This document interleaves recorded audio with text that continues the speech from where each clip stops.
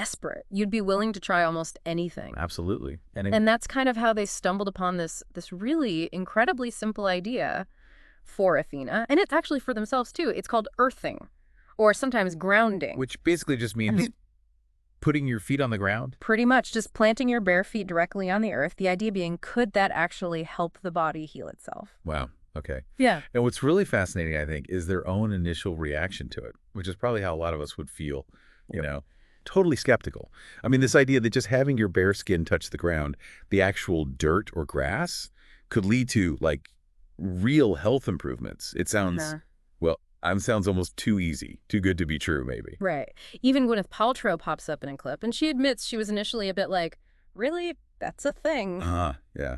So you can tell right off the bat, this isn't your standard medical advice we're diving into here. No, absolutely not. And that feeling, that, wait, seriously, reaction, that's kind of central to what we're exploring today. Can something this straightforward, this simple, actually offer tangible benefits? So our mission really is to unpack this whole earthing concept as is presented in the film. Look at the claims they make. Yeah, examine the benefits they're talking about. Understand the theories they're proposing underneath it all. And, crucially, keep that initial skepticism in mind. The kind that Tickell's felt, Gwyneth felt, and honestly, maybe some listeners are feeling right now, too. Okay, so let's break it down. The basic idea of earthing, according to the video, hinges on direct physical contact. Your body touching the earth. Skin to ground. Exactly.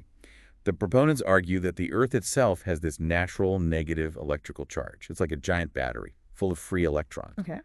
And when your bare feet, or really any part of your bare skin, connects with the ground, could be grass, soil, sand, even some types of concrete or specific conductive mats they sell that are hooked up to the earth. Right, those grounding products exist too. Your body then has the potential to absorb these free electrons from the earth. It's about electrical transfer. Okay, so absorb electrons. And why is that supposedly good for us? What are the potential benefits they're highlighting in the source material? Well, a really big one they focus on is reducing inflammation. Inflammation. That comes up constantly with chronic health issues. Exactly. They connect inflammation to just a huge range of problems.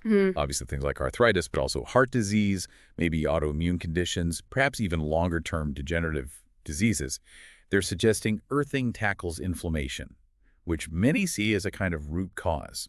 So how does walking barefoot supposedly fight inflammation? What's the mechanism they propose? Okay, so think about your immune system's response to injury. When tissue gets damaged, specialized white blood cells, neutrophils, rush to the scene. Right, the cleanup crew.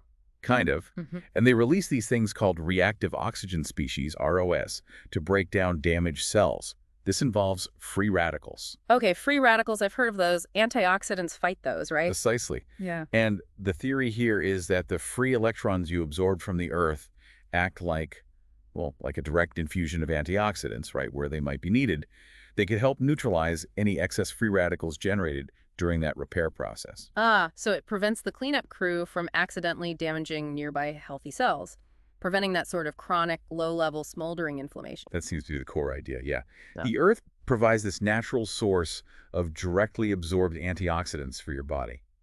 It's quite an elegant concept if you think about it. It really is. Okay, what else? Besides inflammation. They also talk quite a bit about improved sleep.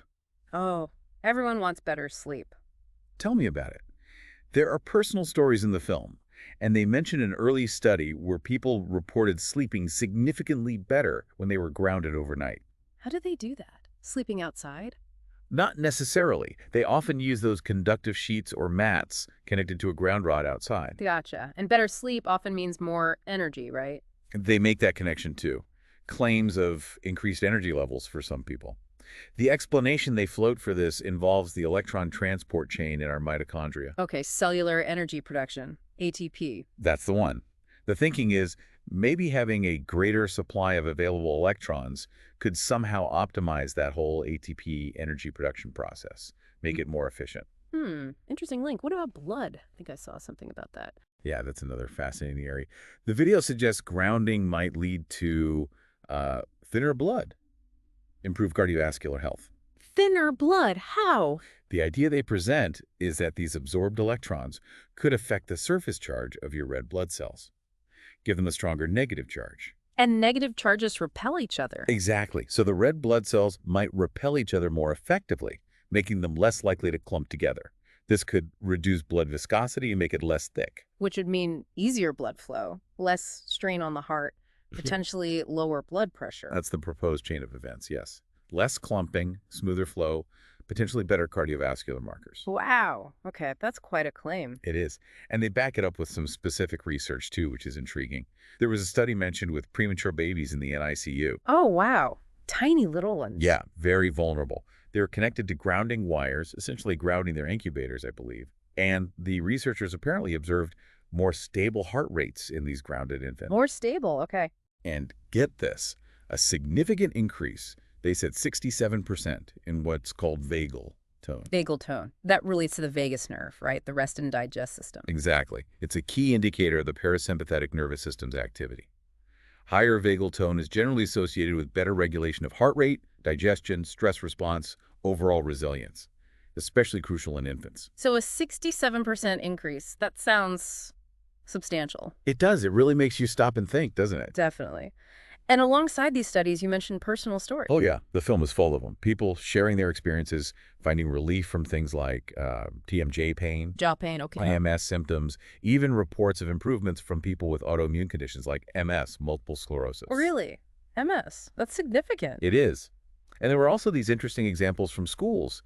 Teachers who tried using grounding mats in their classrooms. Grounding kids at their desks. Apparently so.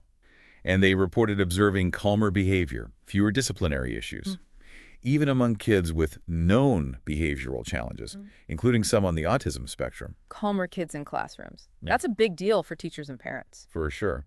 So the anecdotes really span a wide range of issues. Now, who's the person behind all this? You mentioned someone started this movement. Right. The name that comes up constantly is Clint Ober. His backstory is, well, it's pretty unique. How so? He actually spent decades working in the cable television industry. Cable TV, what's the connection? Grounding. His expertise was in grounding cable systems properly. Ensuring signal clarity, preventing interference, protecting equipment from electrical surges. He understood grounding from a purely technical electrical engineering perspective. Yeah, that's kind of ironic, isn't it? Totally. Right. Then, apparently, he went through a major health crisis himself. Almost died, the film says. Wow. And after he recovered, he had this sort of epiphany. He started thinking about how we live, and specifically about our shoes. Our shoe. Yeah. He made this observation about modern shoe soles, mostly made of synthetic materials, right? Rubber, plastic. Sure. Sneakers. Most dress shoes. These materials are insulators. They block electrical conductivity. Unlike, say, traditional leather soles, which, especially damp with sweat or moisture from the ground, could allow some electrical connection. Ah, I see where this is going. We're insulated from the earth by our shoes. That was his realization. And he connected this to things he remembered from his youth, apparently spent partly around Native American communities. Oh, like what? He recalled an elder telling him once, basically, take off those shoes, they'll make you sick. And he also apparently witnessed or heard about a practice where a sick child was buried in the earth up to their neck for several days. Buried in the earth. Yeah. And the child supposedly recovered. These experiences stuck with him. The idea that direct contact with the earth was seen as inherently healthy or healing. So the shoes were the missing link in his mind between his grounding knowledge and human health. It seems like it. He put two and two together. We ground electrical systems for stability, but we've ungrounded ourselves with synthetic footwear. And the timing on that is interesting too, isn't it? When did synthetic soles become dominant? The video points to roughly the 1960s. That's when rubber and plastic soles really took off, became the norm.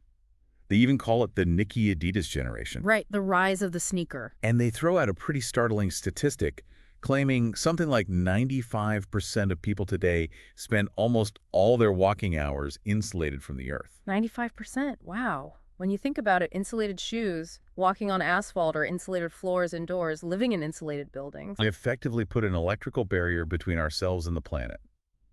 That's the argument. So let's circle back to the science explanation again.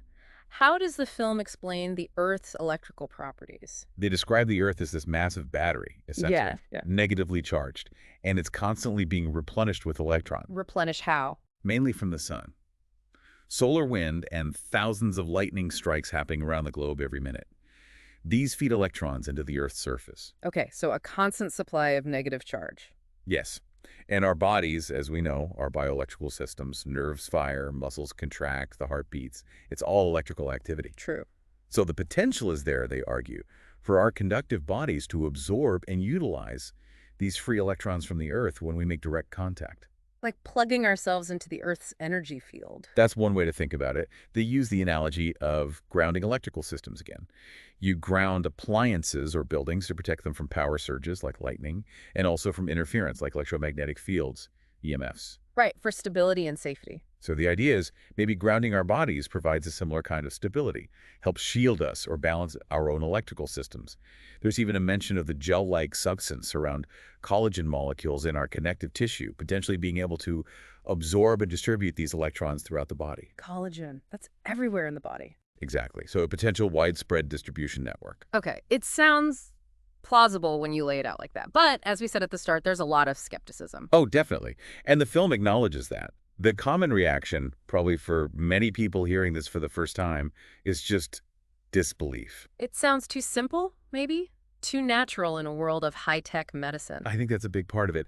It contrasts so sharply with conventional medicine's focus on pharmaceuticals, surgeries, complex interventions, which are often, let's face it, very expensive. Yeah, compared to just taking your shoes off. Right. There's also just the inertia of established thinking. New ideas, especially ones that challenge existing paradigms, often face resistance.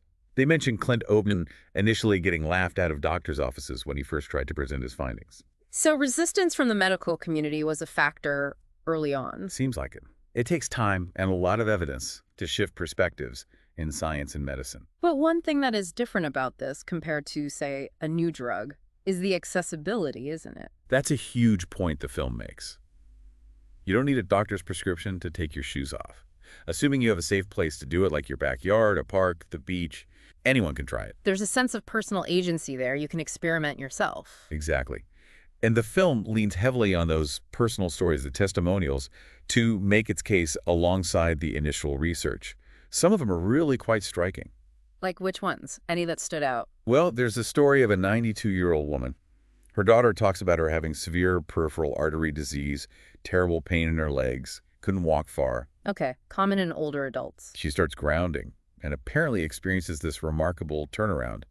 Less pain, better circulation. She even gets back to playing tennis at 92. Tennis. Wow, that's impressive. Isn't it?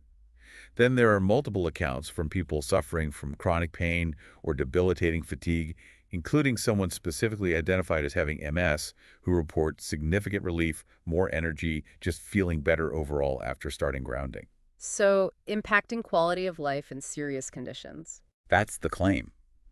And people with persistent sleep problems reporting they finally started sleeping through the night, that's huge for overall health. Definitely. Sleep impacts everything. There was also that really touching story about a mother with a colicky baby, constant crying, nothing seemed to soothe the infant. Oh, colic is rough. She noticed the only time the baby really settled was when she was holding him while standing barefoot outside on the grass. Really? Only then? That's what she reported. It was the only thing that calmed him consistently.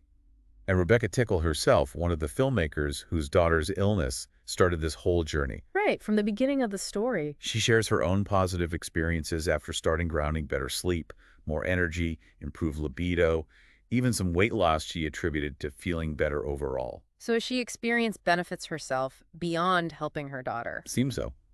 The personal accounts are definitely a powerful element. Okay, so let's try and pull this all together then. The core concept, as presented in the Earthing movie excerpts we looked at. It's about direct skin contact with the Earth, allowing your body to absorb free electrons from the Earth's natural negative charge. Right, and the potential benefits they discuss are pretty wide-ranging. Reducing inflammation is a big one. Linked to all sorts of chronic diseases. Then better sleep, more energy. Possibly thinner blood, which could improve cardiovascular health. That stabilization of heart rates and boosted vagal tone observed in those premature babies. Which was quite remarkable. And then the anecdotal reports for things like pain relief, PMS, maybe even autoimmune issues like MS, and the calming effects seen in some children. Yeah, quite a list. And it all seems to stem from this idea championed by Clint Ober, the former cable TV guy. From grounding TV cables to grounding humans. Exactly. Driven by his own health scare and his observation about how modern life especially since the 60s with synthetic shoe soles and insulated living, has disconnected us electrically from the Earth. That 95% statistic is really something. It really makes you think. And the proposed science involves the Earth as this electron-rich battery. Our bodies being electrical conductors capable of absorbing those electrons. The analogy to grounding electrical systems for stability. And maybe even collagen acting as a distribution network. But we have to keep acknowledging the skepticism. It sounds simple. It's not mainstream. Yeah, the disbelief factor is real. It challenges conventional approaches. So that brings us to the end, and maybe a final thought to leave people with. What if, Yeah. what if this very simple, very natural practice has been significantly overlooked by modern healthcare? What could the implications be for our general well-being if we've lost this fundamental connection? It really makes you consider your own relationship with the ground beneath your feet, doesn't it? We spend so much time indoors or shod in rubber. Maybe the next time the weather's decent and you're near some grass or sand. Yeah, maybe just kick off your shoes and socks for a few minutes. See how it feels. If it's safe and practical, of course. It makes you wonder, doesn't it? What if something so incredibly simple could actually make a difference?